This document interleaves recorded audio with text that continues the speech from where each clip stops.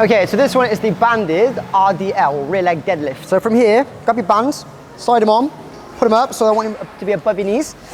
And then, I've got some tension to hold the entire time. We're also going to strengthen, come up to the top.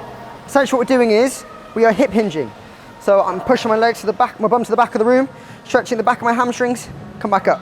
The entire time, the band is pulling my knees in. So I'm working on the abduction part as well. So from here, I come up, my hands on the inside knurling, stand up with it to start with.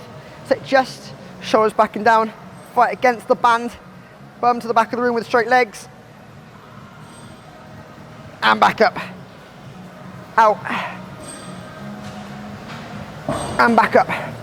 So I go bum out, bum in. You've got to make sure that your shoulders do not roll forward, because that's what happens. They'll just come in this way like this. Secondly, if I let my shoulders roll, like my lower back will round. So from the side, you'll see what I mean. So if I let my shoulders cave, my lower back will just start to round. It's no good.